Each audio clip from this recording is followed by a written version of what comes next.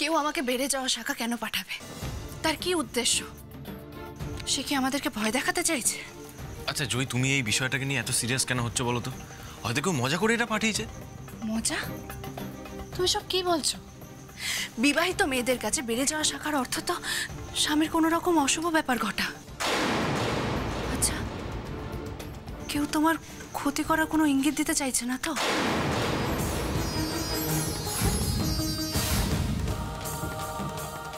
আচ্ছা, আমার ক্ষতি কে করবে বলো তো?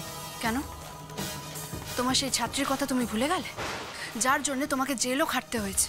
আর সেই দেবেন্দ্র নামের লোকটি, যাকে আমরা চিনিও না, তার জন্য তো আমি প্রায় ফেঁসেও গিয়েছিলাম। তার কিন্তু এখনো পর্যন্ত আমরা কোনো সন্ধান পাইনি। আর বাদবাবু সাগর দত্ত তো আছেই। জয়, সাগর দত্ত তোমার আর চাইলেও কোনো ক্ষতি করতে পারবে না। ডিরেক্টলি না হোক, ইনডিরেক্টলি তো করতে পারে। হুট করে আমার গোল্ড কাপের পরে ম্যাচটা কলকাতার বদলে বর্ধমানে কোথাও ট্রান্সফার হয়ে গেল কি করে? তুমি বুঝতে পারছো না সমস্যাটা? শেষদা ভাই কিন্তু আমার পরে ম্যাচটায় থাকছে না। জয়, শেষদা ভাই থাকছে না তো কি হয়েছে? তুমি তো বর্ধমানে সাক্ষ্যদার টিমের সঙ্গে যাবে, ওখানে সব টিম মেম্বাররা তোমার সঙ্গে থাকবে। আর সবচেয়ে বড় কথা, আমিও তো যাবো ওখানে। মিছিমিছি এত ভয় পেও না। দেখো, কেউ যদি ভয় দেখানোর জন্য এটা তোমাকে পাঠিয়ে থাকে না, তাহলে তার একটাই উদ্দেশ্য, সে চাইছে তুমি যেন পরের খেলাটা কনসেন্ট্রেট করতে না পারো। কিন্তু কোনো অপোনেন্ট টিম এরকম আনস্পোর্টিং কাজ করতে পারে? না না, তারা যাই করুক না কেন মাঠের মধ্যে করবে। মাঠে আমাকে আঘাত করে আমাকে বের করে দিতে পারে, কিন্তু এরকম আনস্পোর্টিং কাজের সঙ্গে তারা ইনভলভ থাকবে বলে আমার তো মনে হয় না। জয় প্লিজ, তোমার মতো একজন সাহসী প্লেয়ার এই সামান্য বিষয়টাকে নিয়ে কেন প্যানিক করছো বলো তো? আর হ্যাঁ, আমাদের কাছে যে খামটা এসছে সেটা যেন বাড়ির কেউ জানতে না পারে। বুঝতেই তো পারছো কি হবে। এমনিতেই বাড়িতে যা যা হয় সব কিছু ফুটবলের উপর গিয়ে পড়ে। আর মা যদি বাই চান্স জানতে পারে, তাহলে হয়তো বলেই দেবে তোমার বর্ধমানে যাওয়া ক্যান্সেল।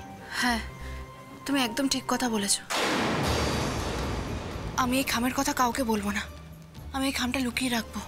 আর একটা ব্যাপার আছে, যে তোমাকে ভয় দেখানোর উদ্দেশ্যে এগুলো পাঠিয়েছে, সে কিন্তু একটা জিনিস বারবার লক্ষ্য করবে, তুমি কতটা ভয় পাচ্ছ, কতটা মেন্টালি উইক হয়ে পড়ছো। আমরা ওকে বুঝিয়ে দেব তোমাকে ভয় দেখানো অত সহজ না। ওর লড়াইটা আমরা ওকেই ফেরত পাঠিয়ে দেব। আমরা এমন একটা ভাব করব যেন তারা মনে করে আমরা চিঠিটা পাইনি, তাহলে ওরা আরো হতাশ হয়ে পড়বে আর বুঝতে পারবে তোমাকে কাবু করা এত সহজ নয়। তুমি একদম ঠিক বলেছো বাদবাবু, ওদের এই লড়াইটাকে ওদের কাছে পাঠিয়ে দিতে হবে।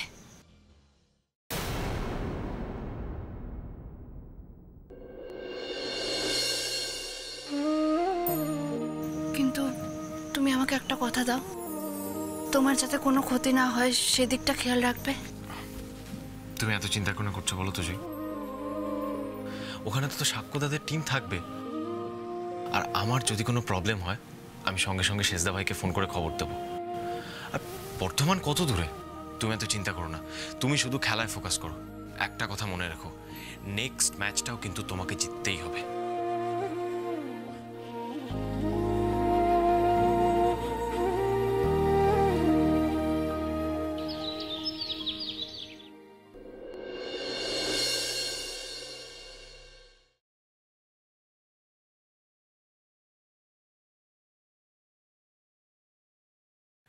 এ বাবা, এত বেলা হয়ে গেছে।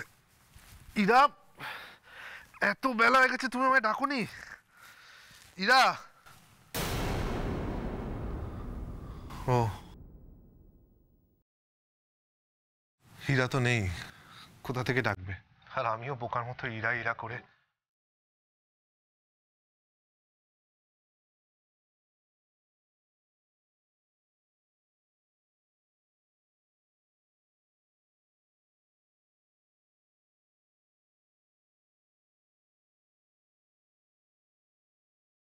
হীরা, তুমি? হ্যাঁ, চলে এলাম।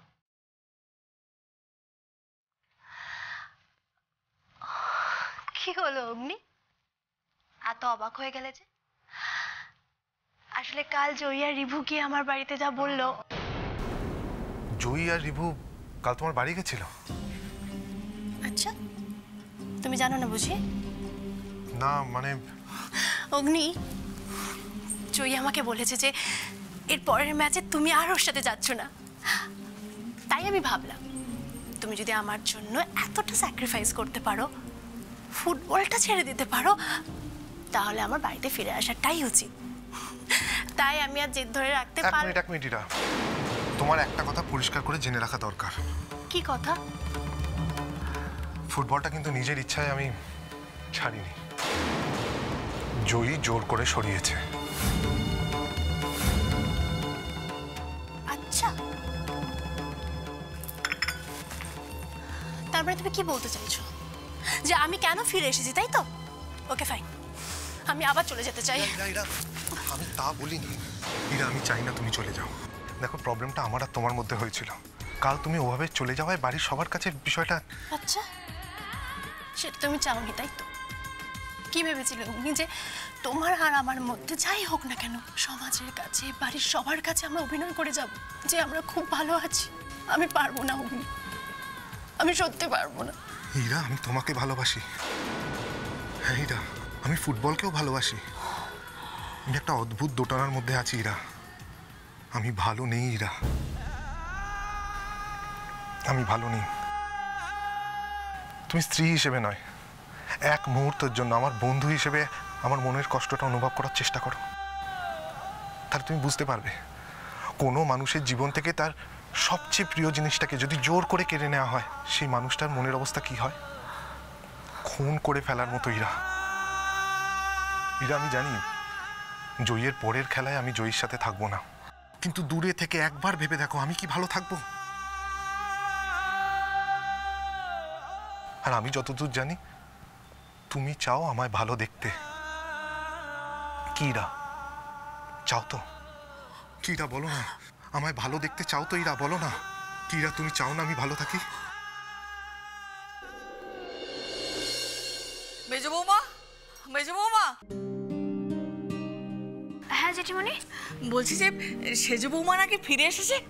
হ্যাঁ জেঠিমণি, আজ সকালেই ফিরে এসেছে। আসলে কালকে জয়ী আর ছোট ঠাকুরপো গিয়েছিল ওর বাপের বাড়িতে, ওকে অনেক বুঝিয়েছে, সেজন্যই ফিরেছে। না হলে সেজ ঠাকুরপো যা জেদ ধরে বসেছিল। ও, তার মানে রিভু আর ছোট বৌমা সেজো বৌমার বাপের বাড়িতে গেছিল। হ্যাঁ মা, মা এটা অন্যায় কিনা তুমি আমাকে বলো। সেজোর বাড়ির সঙ্গে দেখো আমাদের বাড়ির কোনো সম্পর্ক নেই। সে যবে থেকে ও বিয়ে করে এসেছে তখন থেকে মুখ দেখা দিকে একেবারে বন্ধ। হঠাৎ করে উনি ও চলে গেল। হ্যাঁ, কি ভাবে ও নিজেকে, কি ভাবে? দেখো বর্দি ভাই, এক পক্ষকে তো নরম হতেই হয়। আর তাছাড়া আত্মীয় কুটুমের মধ্যে এরকম মান অভিমান জিয়ে রাখা তো ভালো কথা নয়। মেজো,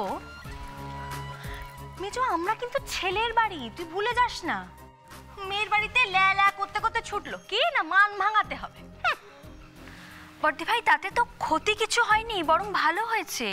সে যে বাড়ি ফিরে এসেছে।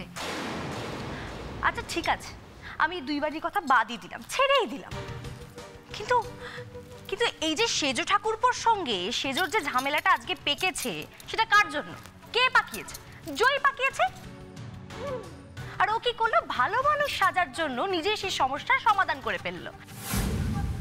এটাই তো ওর স্বভাব, সব সময় ও এটা করে। বাপ, ও মা, মা, আয় বাবা। এই তো সেজো বৌমা। আচ্ছা, কি কাণ্ড করেছিলে বলো তো? বাড়ি ছেলে একদম চলে গেছিলে। কোন স্বামী স্ত্রীর মধ্যে মনোমালিন্য ঝগড়াঝাটি না হয় বলো তো? বাড়ি ছেড়ে কখনো চলে যাবে না। এরপরে ঝগড়াঝাটি মনোমালিন্য এসব হলে না, দুজনের মধ্যে দুজনে মিটিয়ে নেবে। বাড়ি ছেড়ে যাবে না কিন্তু একদম। ছোট বৌমা রিভু, তোরা যে এর বাপের বাড়ি গেছিলি, কাউকে তো জানতে দিসনি? মা, আমরা ভেবেছিলাম আগে থেকে কাউকে কিছু না বলাই ভালো। আমরা আসলে দ্বিধায় ছিলাম মা, যাবো কি যাব না। তারপর অনন্যাদি এসে বলল, এই না, আমি কিন্তু তোমাদেরকে যেতে বলিনি। মানে জয়ী যাবে কি যাবে না ভেবে ভয় পাচ্ছিল। আমি শুধুমাত্র ওদেরকে সাহস জুগিয়েছি আর বলেছি যে যদি কেউ পারে তাহলে জয়ীরাই পারবে ইরাকে বুঝিয়ে শুনিয়ে এ বাড়িতে নিয়ে আসতে। এই শোনো, এটা না তোমরা একদম ঠিক করনি। সেজু ঠাকুরপো আর সেজুর মধ্যে যে ঝামেলাটা হয়েছে সেটা ওদের নিজেদের ব্যাপার, সেটা ওরা ঠিক নিজেরা মিটিয়ে নেবে। এর মধ্যে তোমরা কেন ঢুকবে বলো তো? মা, আমি ঠিক বলছি কিনা? তুমি থামো বড় বৌমা, এবারের ভালো কিছু তোমার সহ্য হয় না? না,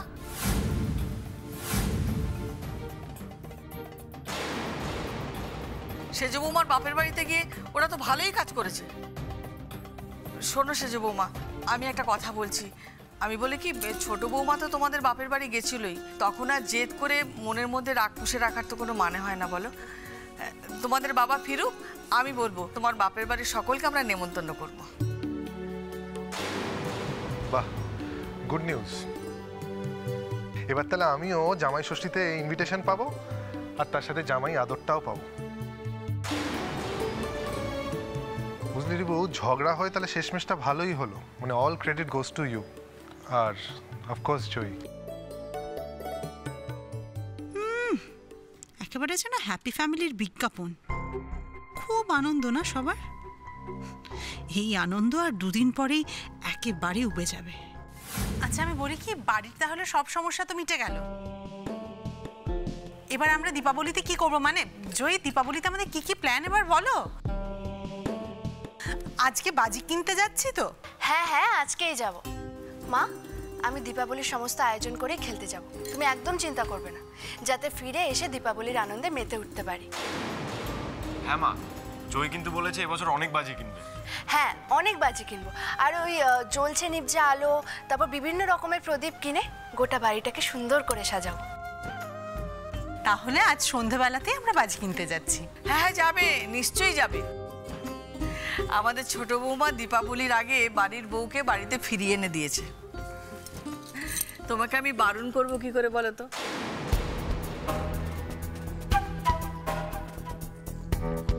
বাহ, এই তো সব কিছু একেবারে প্ল্যান মাফিক হচ্ছে। আগে আগে দেখো হোতা হে ক্যা। জয়ী আর কত হাঁটবো? মানে আগের দোকান থেকে বাজি কিনলেই তো হতো। না মেজদা ভাই, দেখো আমরা কোনো খারাপ লোকের কাছ থেকে বাজি কিনবো না। ওই দোকানদারটা কিভাবে ইশারা করছিল যে চকলেট বোম আছে। আরে ও, এই জয়ী শোনো না, বলছি ওই চকলেট বোমার কথা তো অনেকেই বলছে।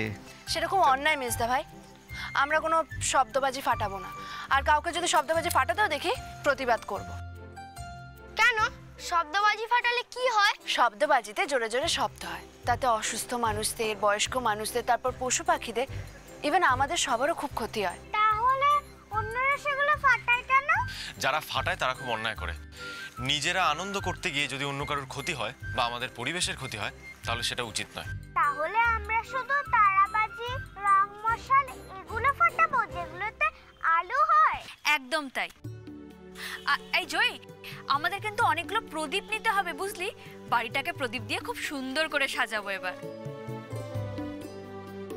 মাঝখান থেকে সেজুটা যে কেন এলো না কে জানে। না, ওদের এইসবে ঝগড়া অভিমান ভেঙেছে তো, তাই হয়তো বাড়িতে বসে প্রেম করছে। ধ্যাৎ, বাচ্চাদের সামনে তুমি না।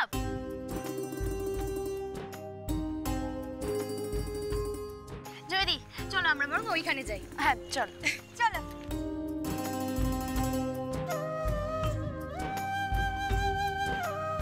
জয়ী, আমরা কিন্তু অনেক বাজি কিনবো, মানে অনেক বাজি কিনবো। আমাদের বাড়িতে কত লোক বলো, সবাই মিলে যদি বাজি ফাটাতে যায় তাহলে এক স্টোর রুম ভরে যাবে, এরকম বাজি লাগবে। তুমি যে কি বলো না অনন্যাদি। আচ্ছা দাদা, বিভিন্ন রকমের বাজি দেখান, বিভিন্ন রকমের ওই মোমবাতি দেওয়া প্রদীপগুলো হয় না, ওগুলোও দেখাবেন। হ্যাঁ, আর ফুলঝুড়ি দিন না, 10 হবে না, 15 প্যাকেট, 15 প্যাকেট। হ্যাঁ, আমাদের তুবড়ি চাই, তুবড়ি। আরে বাবা, পাবি, এত বায়না করিস না তো।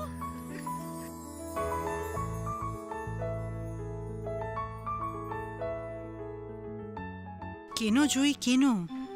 যত বেশি বাজি কিনবে তোমার ঘাড়ে দোষ চাপাতে তো আমার ততই সুবিধা হবে।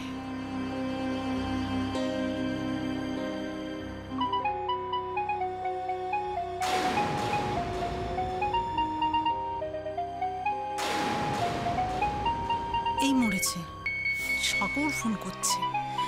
এখন ফোন ধরলে তো সবাই জেনে যাবে, আবার কেটে দিলেও সবাই সন্দেহ করবে, নানান কথা জিজ্ঞেস করবে। কি করি আমি? অনন্যা দি,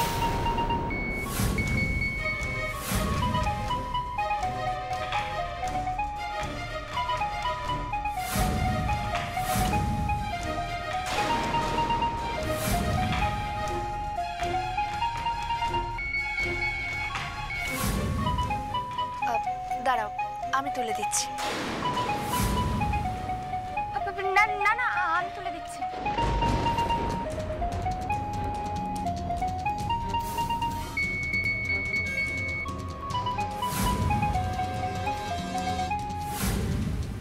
আমি তো ফোনটা তুলছিলাম, তুমি এভাবে ফোনটা তোলার জন্য ঝাঁপিয়ে পড়লে কেন? হ্যাঁ সেই তো। মেঘাতের মুখটা দেখেই বুঝেছি ফোনটা তোমার হাতে পড়লে গড়বড়, তাই তুলে নিলাম। কিন্তু তোমায় কি সেটা বলতে যাব? মিষ্টি, হ্যাঁ, না মানে আসলে কি বলতো, হঠাৎ করে মনে পড়ে গেল জয়দির খেলা আছে তো, আর এখন এইভাবে হুটহাট করে নিচু হওয়া তো উচিত না, তাই না? যদি বাই চান্স শিরাতে টান ধরে যায়, ক্র্যাম্প হয়ে যায়, তাই। বাবা, তুমি তো দেখছি শেজাবাইয়ের থেকে এক কাঠি ওপরে। হ্যাঁ, মিষ্টি তো সারাক্ষণ খুবই জয়ের খেলা নিয়ে চিন্তা করে। কিন্তু ফোনটা তো বাজতে বাজতে থেমে গেল। কে ফোন করেছিল? বাবা ফোন করেছিল। আসলে অনেকদিন আশ্রমে আছেন তো, হয়তো মন টন খারাপ করছে, সেই জন্য ফোন করেছিল। তো তোমরা সবাই বাজি কেন, আমি একটু বাবার সঙ্গে কথা বলে আসছি। হ্যাঁ হ্যাঁ, আচ্ছা।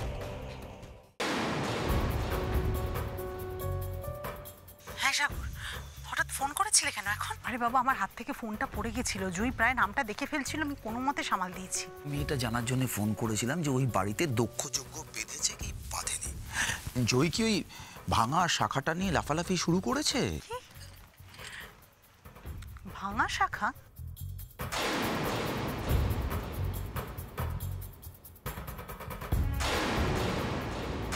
জয় দাস, ওর বাড়ির বাইরে একটা ডাক বাক্স আছে, সেখানে খামটা ফেলে দিয়ে আসবে।